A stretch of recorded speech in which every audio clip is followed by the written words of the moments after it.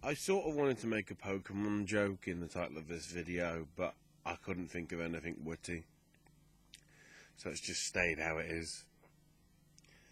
So, yeah, what is going on with games journalism at the minute? Because it really seems to be at the point where a lot of crazy stuff is going down. I mean, in the last few months alone, one of my trusted news sources that I've used for quite a few years, CVG, Computer and Video Games, that is in the process of being shuttered down and now getting transferred over to Games Radar, and I think it's just Games Radar. That's all getting shut down, and that's been going in various forms for 33 years. Since like 91 or 92, sorry, 81 or 82, because I can't do my math. It's been going longer than I have, literally. And the fact is, might even actually be this weekend, it's gone for good. Which is a shame because of all the history that it has, all its shoot-offs and everything. Because I think it's Future Publishing, who did one of the magazines I loved in PSM2, which then became PSM3. Okay, they had their issue with Driver 3, which is understandable. But regardless of that, they were there, they've been there for years, and apparently they just want to shutter it down and put it into something else, which I don't think has as much drawing power. Because I personally, if I think of Games Radar, I don't think of that really as a sort of gaming thing. I know it's got it in the title, but I'm coming back from the day when Games Radar was basically like an alternative to GameFAQs. That was before I knew GameFAQs existed, and now that I found GameFAQs, there's no point in me going to Games Radar for cheats or tips or anything for old games, because it's all on GameFAQs. That's just my personal opinion on it. But then, within this week or fortnight alone, it's got even more surprising. The geniuses, in inverted commas, at AOL Time Warner decided to, I think with only like a few days notice, shut down Joystiq, which again for quite a lot of people was a trusted place, and without much notice they're getting shut down and people are out of a job. You know, big reputable sites that people went to for news and features or whatever, now just seemingly disappearing. And then we have the Crave Online stuff, which to me is the most serious because of what the two places are. Well, there's also Gamefront, but I don't know about them.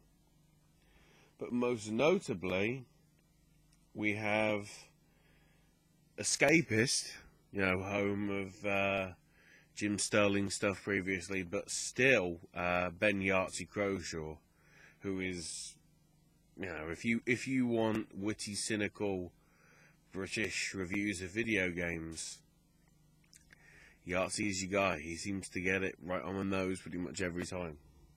Whether something is rubbish, or whether something is good, he seems to be pretty accurate on it. You might not agree with some of his opinions, but you'll laugh, and I think that's the most important bit. But yeah, Escapist and Gametrailers is the other website. and I've loved some of the stuff that they've done. You know, the retrospectives that they've done on certain things, like the Metal Gear franchise, the Halo series, Zelda, Star Wars, whole load of stuff. And apparently, I haven't got the exact figures, but the issue is that quite a lot of staff writers for Gametrailers and Escapists got laid off a few weeks back, which probably all these big sites seemingly getting hit seems weird, considering how we seem to be on a real sort of, I don't know, I can't say golden age of gaming because we've had some crap, but certainly in terms of stuff there to be material on, we are getting to that sort of boom bit.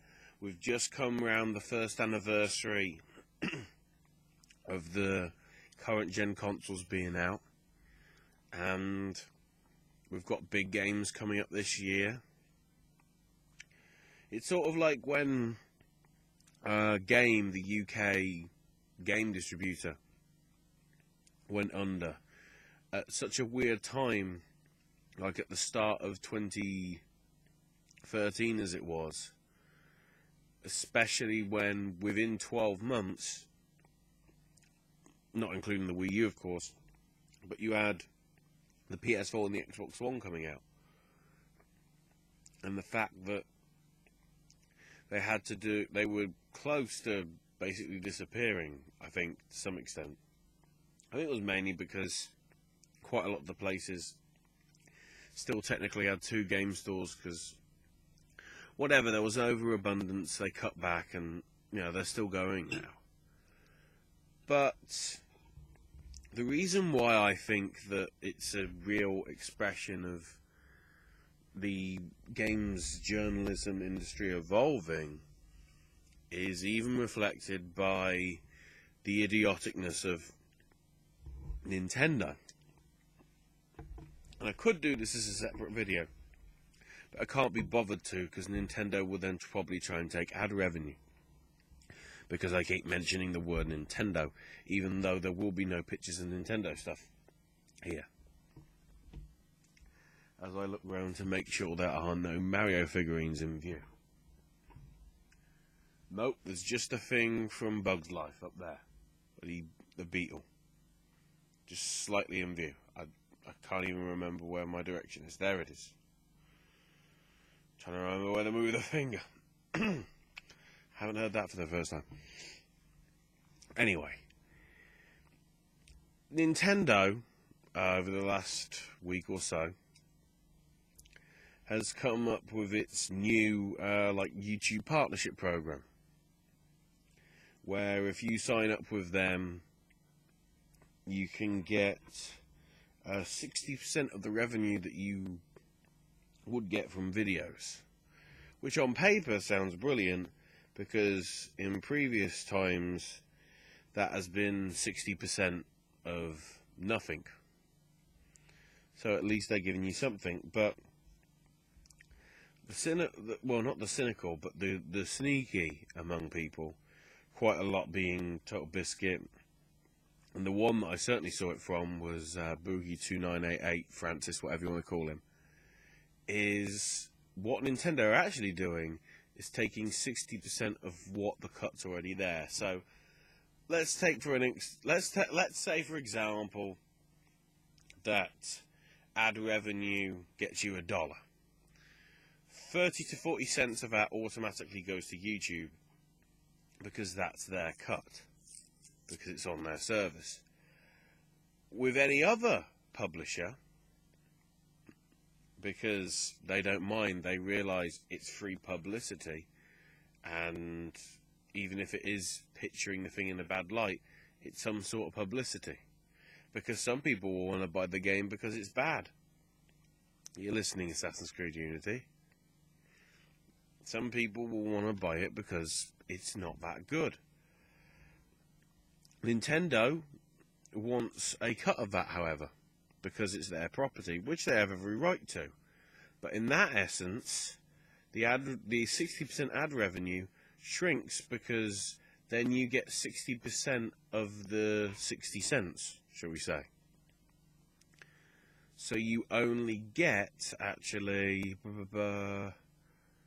about 40 cents. The other 20 cents, if we go by that, goes directly to Nintendo. And it seems that Nintendo wants to keep it like that.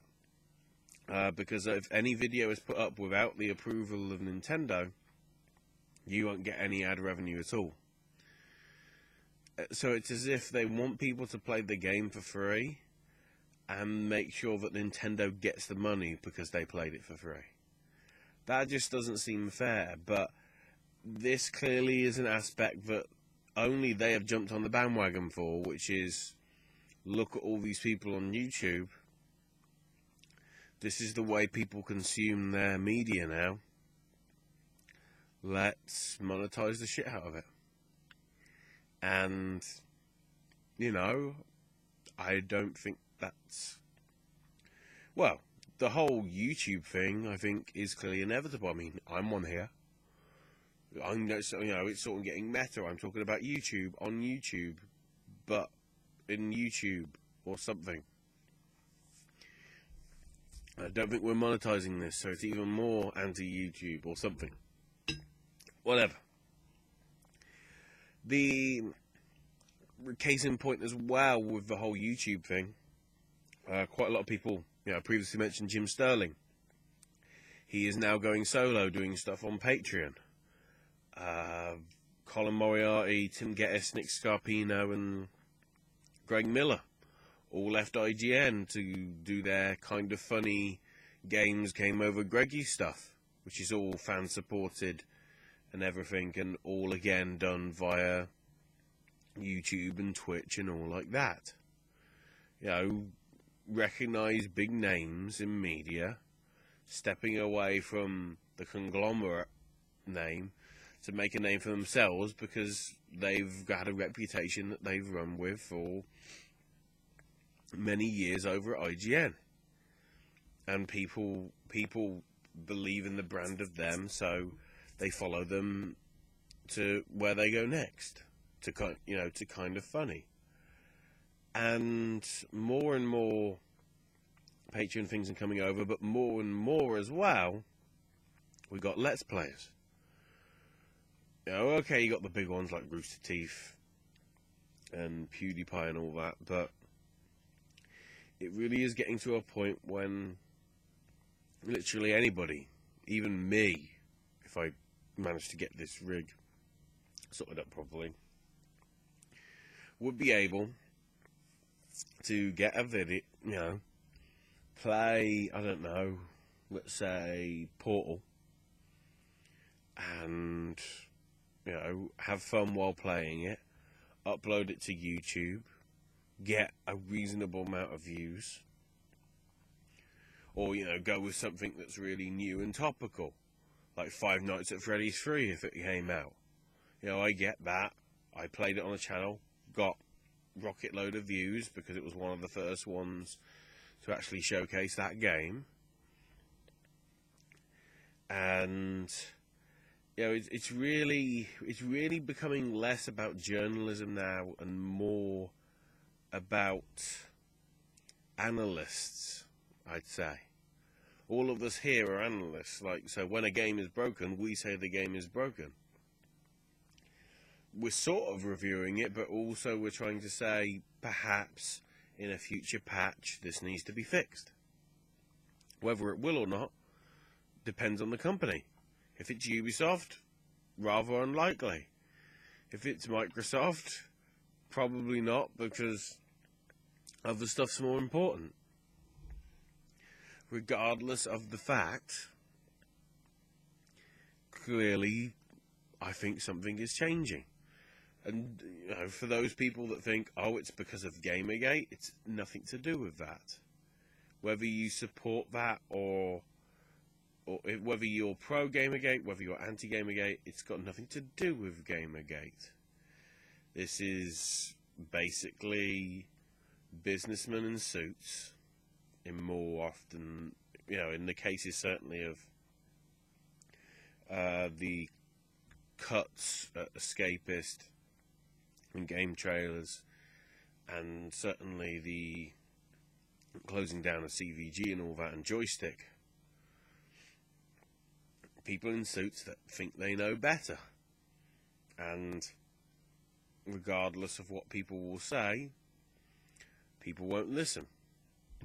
And because it's a name product, it's not like you can start it up anywhere else.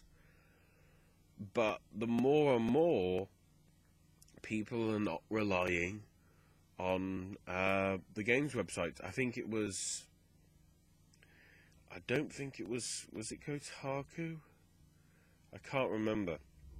It was one of the big companies that does the games.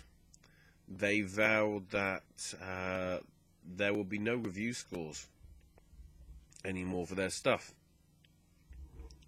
which would hurt it in terms of, because their reviews now won't appear on Metacritic.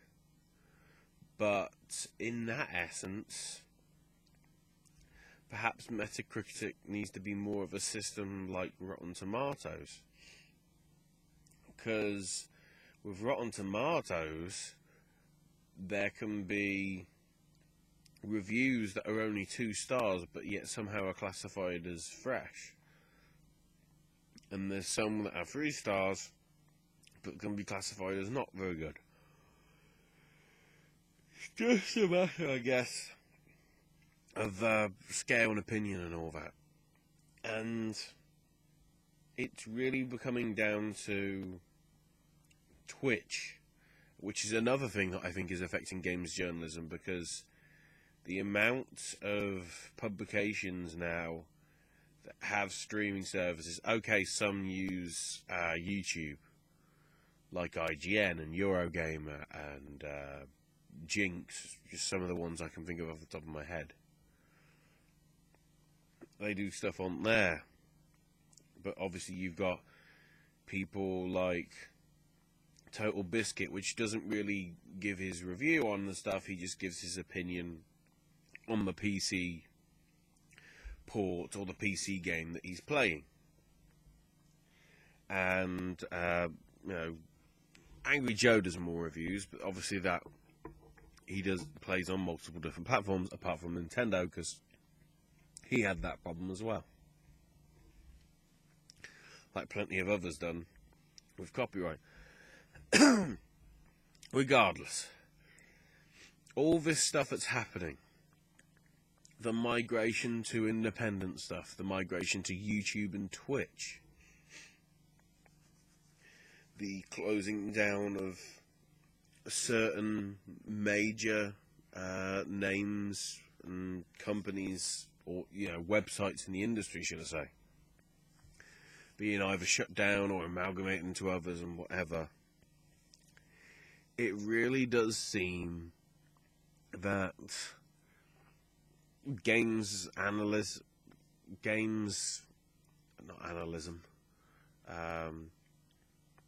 analysis of gaming and games journalism, whatever you want to call it, is clearly in some sort of flux in trying to find out where the big bit is going to be.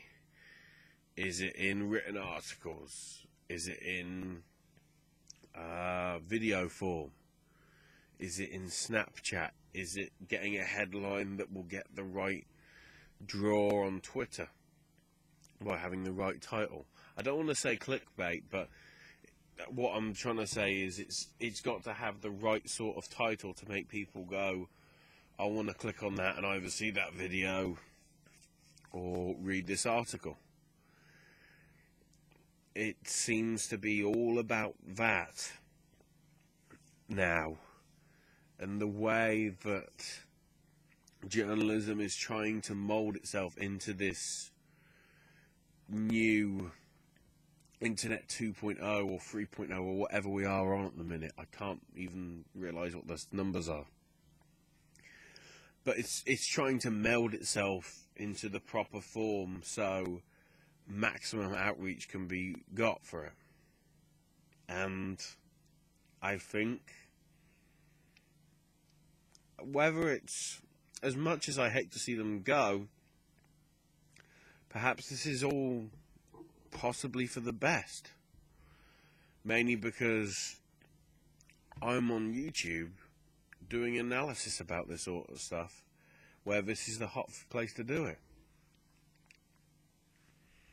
Think I made it.